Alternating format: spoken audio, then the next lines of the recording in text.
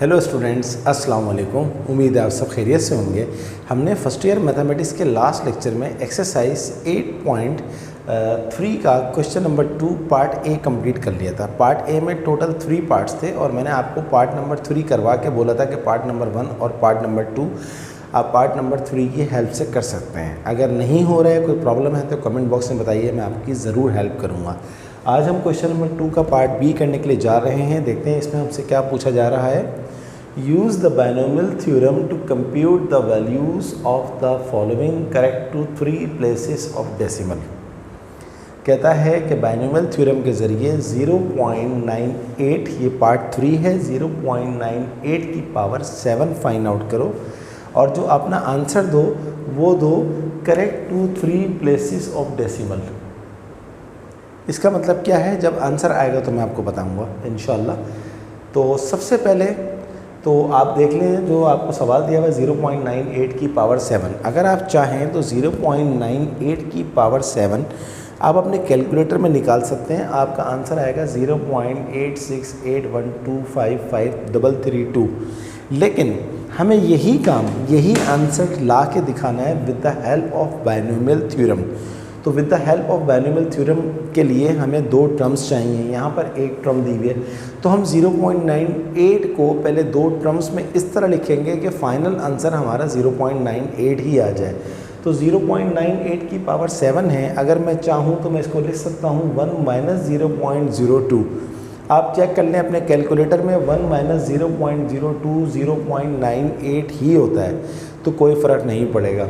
तो 0.98 की पावर 7 को हम लिख सकते हैं 1 - 0.02 की पावर 7। अब आपके जहन में एक सवाल आ सकता है कि सर 0.98 को हम कुछ और भी तो लिख सकते हैं।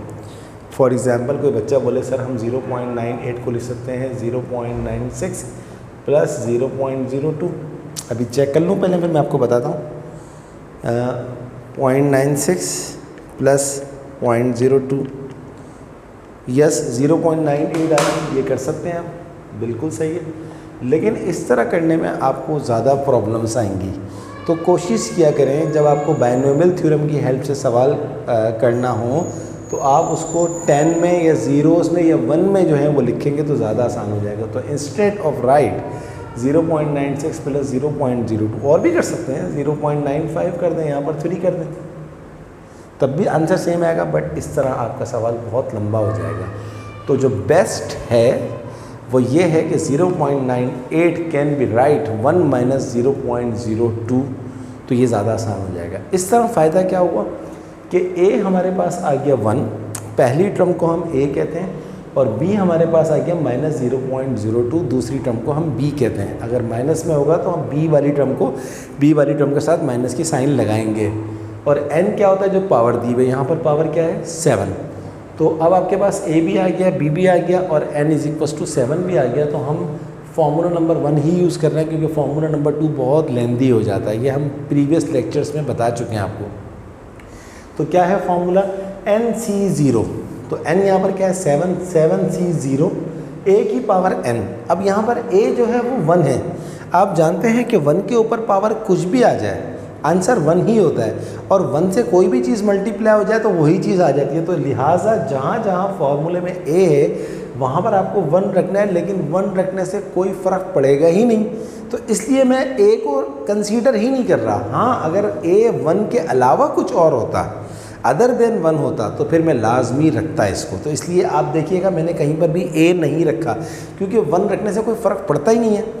तो 7C0 plus NC1, 7C1 a 1 है, रखेंगे नहीं। b क्या है -0.02 की पावर 1 प्लस 7C2 a रखेंगे नहीं, -0.02 की पावर 2 प्लस 7C3 -0.02 की power 3 plus dash dash dash dash dash. हम इसको पूरा नहीं खोलेंगे, यानी कि हम इसकी पावर क्या है 7। तो टोटल टर्म्स कितनी बनेंगी 8। हम 8 तक नहीं खोलेंगे, क्यों? क्योंकि ये रिक्वायरमेंट नहीं है। उसकी रिक्वायरमेंट है अपने आंसर को correct to 3 places of decimal दो। क्या मतलब है, जब आंसर आएगा तो मैं आपको बताऊंगा। तो हमने सिर्फ पावर 3 तक खोलना है। अब पावर 3 तक खोलने के बाद क्या हुआ ये भी हम बात करेंगे। प्लस डैश डैश डैश कर दिया तो 7C0 आपने कैलकुलेटर में निकालेंगे 1 आएगा, प्लस माइनस -7 7C1 जो होता है वो 7 होता है और 0.02 ये लिखा हुआ है, और माइनस की पावर इवन नंबर प्लस होती है, 7C2 21 होता है, 0.02 का स्क्वायर लिख दिया आपने, प्लस माइनस की पावर ऑड नंबर माइनस होती है तो प्लस माइनस माइनस हो गया, 7C3 आप अपने कैलकुलेटर में निकालेंगे तो 35 आएगा, और 0.02 की power 3 plus dash dash dash. आगे चलते हैं, 1 - 7 × 0.02 प्लस 21, 0.02 का अगर आप कैलकुलेटर में अपने स्क्वायर निकालेंगे तो आपका आंसर आएगा 4 × 10⁻⁻4 -35, और अगर आप 0.02 की पावर 3 निकालेंगे अपने कैलकुलेटर में तो वो 8 × 10⁻6 आएगी। बट अगर किसी बच्चे के पास कैलकुलेटर साइंटिफिक नहीं है और वो 0.02 का स्क्वायर निकालेगा तो डेफिनेटली वो जो स्क्वायर आएगा वो आएगा 0.02 का जो स्क्वायर निकालेगा वो आएगा 0.0004। तो यही ये चीज़ लिखें या फिर आप लिखें 4 × 10⁻⁻4, इससे कोई फ़र्क नहीं पड़ता है। तो लिहाजा मेरे पास क्योंकि साइंटिफिक कैलकुलेटर है तो मैंने इसको एक्सपोनेंशियल फॉर्म में लिख दिया। तो 0.02 की पावर 3 जो होता है वो होता है 8 × 10⁻6। आगे चलते हैं, प्लस डैश डैश डैश ये चल रहा है। 1 - 7 को 0.02 से मल्टीप्लाई करेंगे तो 0.14 आ जाएगा। 21 को 4 × 10⁻⁻4 से मल्टीप्लाई करेंगे 8.4 × 10⁻3 आ जाएगा। -35 को 8 × 10⁻6 से मल्टीप्लाई करेंगे -2.8 × 10⁻4 आ जाएगा, प्लस डैश डैश डैश। अब इस चीज़ को 1 - 0.14 प्लस 8.4 × 10⁻3 -2.8 × 10⁻4 को जब आप अपने साइंटिफिक कैलकुलेटर में जो है वो कैलकुलेट करेंगे तो आपका जो आंसर आएगा वो आएगा 0.86812। आप चेक कर लीजिएगा। बट हमें जो आंसर देना है वो देना है correct to 3 places of decimal. इसका मतलब ये होता है स्टूडेंट्स कि डेसिमल का मतलब होता है पॉइंट। पॉइंट के बाद जो तीसरा डिजिट है उसको राउंड ऑफ करना है। पॉइंट के बाद तीसरा डिजिट कौन सा है? ये पहला डिजिट है 8, ये दूसरा डिजिट है 6, ये तीसरा डिजिट है 8। तो तीसरे डिजिट को राउंड ऑफ करें। कैसे राउंड ऑफ करेंगे? अगर तीसरे डिजिट के बराबर में 5 लिखा हुआ है या 5 से ज़्यादा लिखा हुआ है तो 8 की जगह पर 9 आ जाएगा।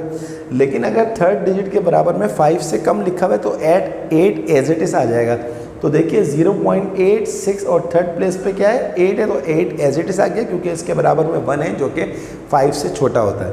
तो 0.868 करेक्ट टू 3 डेसिमल प्लेस ये आपका फाइनल आंसर आ गया। Hope you understand.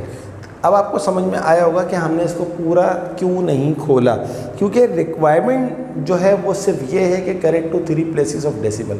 अगर खाली ये लिखा हुआ होता कि use the binomial theorem to compute the values of the following तो फिर हम इसको पूरा खोलते, जैसा कि हमने क्वेश्चन नंबर 2 के पार्ट ए में पार्ट 3 में किया था, ए के 3 पार्ट में किया था। लेकिन यहाँ पर रिक्वायरमेंट क्योंकि correct to 3 places of decimal है तो लिहाजा हम इसको मज़ीद नहीं करेंगे, पावर 3 तक जाएंगे। इसी तरह इस क्वेश्चन 2 के जो बाकी पार्ट्स हैं, जैसे एक पार्ट है पार्ट नंबर 1.01 की पावर हमारे पास लिखी हुई 8। तो अब आप 9 टर्म्स नहीं खोलेंगे, आपने जाना है सिर्फ किसके ऊपर? पावर 3 तक। तो इसको आप इस तरह लिख दीजिएगा 1.01 प्लस 0.01 की पावर 8। और a हमारे पास क्या हो जाएगा? 1, b हमारे पास हो जाएगा 0.01 और 1 लगाने की ज़रूरत नहीं है, सवाल 1 मिनट के अंदर हो जाएगा। इसी तरह दूसरा आपके पास है 1.02 की पावर 9 है, तो 9 का मतलब है 10 टर्म तक नहीं खोलना है, सिर्फ पावर 3 तक खोलना है। और इसको आप कर सकते हैं 1 प्लस 0.02 की पावर 9, इसको भी आप पावर 3 तक खोलेंगे, आपका आंसर आ जाएगा। तो ये बहुत आसान सवाल है, बाकी 2 पार्ट्स आप खुद करिएगा। तो स्टूडेंट ये थी हमारी आज की क्लास जिसमें हमने क्वेश्चन नंबर 2 100% कंप्लीट कर लिया है। अब इंशाल्लाह हम जाएंगे क्वेश्चन नंबर 3 की तरफ, क्वेश्चन नंबर 4, 5 और सारे क्वेश्चंस करेंगे as soon as possible within 2 to 3 lectures. मैं चाहता हूँ कि आपका ये एक्सरसाइज 8.3 ख़त्म हो जाए। स्टूडेंट आप सारे बच्चों से रिक्वेस्ट है कि अगर अभी तक आपने मेरे चैनल को सब्सक्राइब नहीं किया है उसे ज़रूर सब्सक्राइब कीजिएगा। मेरी वीडियोस को लाइक करने के साथ साथ अपने तमाम दोस्तों को शेयर करें और उनसे भी कहें कि मेरे चैनल को ज़रूर सब्सक्राइब करें। तो स्टूडेंट अगली क्लास तक के लिए अल्लाह हाफ़िज़।